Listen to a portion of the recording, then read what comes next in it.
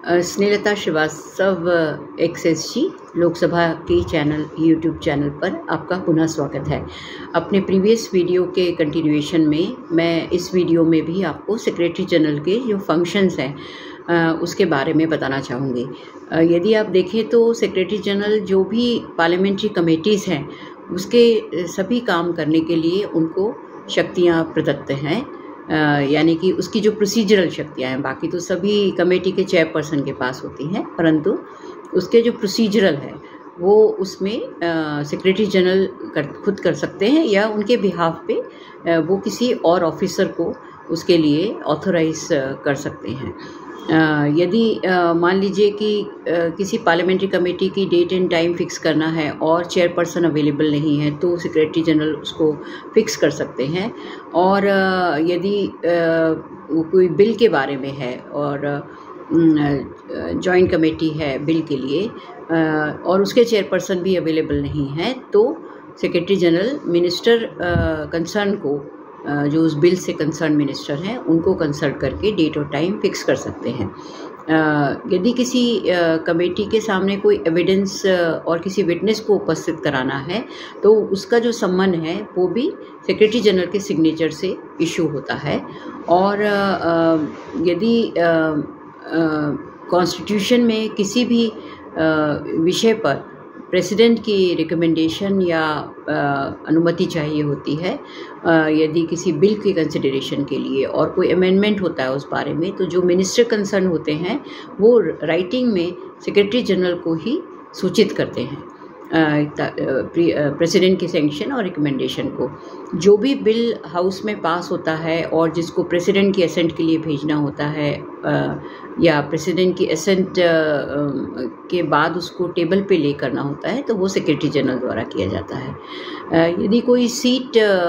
में member of parliament की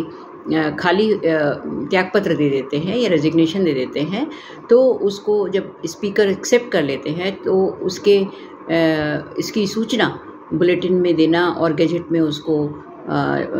घोषित करना और उसकी नोटिफिकेशन की कॉपी को इलेक्शन कमीशन ऑफ इंडिया को भेजना ताकि वो उस वैकेंसी को फिल कर सके, यह काम भी सेक्रेटरी जनरल करते हैं। यदि कोई सीट खाली होती है तो सेक्रेटरी जनरल उसकी भी इंफॉर्मेशन गजेट में देते हैं, पब्लिश करते हैं और उसकी एक कॉपी नोटिफिकेशन की इलेक्शन कमीशन को आगे फर्दर वैकेंसी भरने के लिए भेजते हैं। यदि जॉइंट सिटिंग हो रही हो दोनों हाउसेस की, लोकसभा राज्यसभा की, तो उसके जो प्रिसाइडिंग ऑफिसर होते हैं वो स्पीकर होते हैं और जो उसकी रिस्पॉन्सिबिलिटी होती है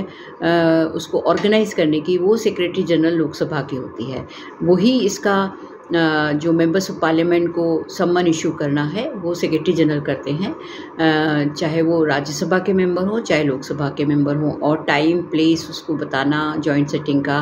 और जो उसकी जो प्रोसीडिंग की रिपोर्ट इत्यादि तैयार करना जॉइंट, वो सारी की सारी उसकी प्रकाशन और उसको जैसा स्पीकर उनको डायरेक्ट करें सेक्रेटरी जनरल करते हैं। तो सेक्रेटरी जनरल के ऊपर स्पीकर का पूरा कंट्रोल होता है और उस हिसाब से वो इंडिपेंडेंट एडवाइस देते हैं और उनके डायरेक्शन को एग्जीक्यूट करते हैं, इम्प्लीमेंट करते हैं, जिसमें किसी बाहर व्यक्ति का कोई दखल नहीं रहता। और ये जो काम है वो सेक्रेटरी जनरल के एडमिनिस्ट्रेटिव और एग्जीक्यूटिव फंक्शंस के अंतर्गत आता है, जो कि स्पीकर के बिहाफ पे वो करते हैं। और सभी मेंबर्स को जो सुविधाएं दी जाती हैं वो काम भी सेक्रेटरी जनरल का होता है। वो सभी पार्लियामेंट्री कमेटीज़ का भी काम देखते हैं, उसके बाद में कमेटीज़ को अटेंड भी कर सकते हैं या उनके बिहाफ पे उनके द्वारा जो ऑफिसर लगाए जाते हैं वो अटेंड करते हैं। वो पूरे सेक्रेटेरिएट का वर्क जनरली सुपरवाइज करते हैं, डायरेक्शन देते हैं।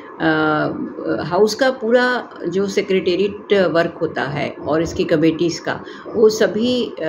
वो स्वयं करते हैं या उनके द्वारा जो क्वालिफाइड और कॉम्पिटेंट ऑफिशियल्स उनके द्वारा ऑर्गेनाइज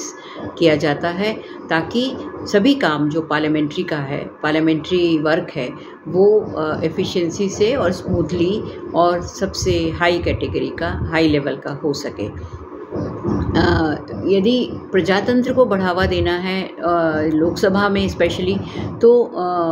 उसको इफ़ेक्टिवली काम करना होगा। और इसीलिए जो हाउस के मेंबर्स होते हैं उनको सभी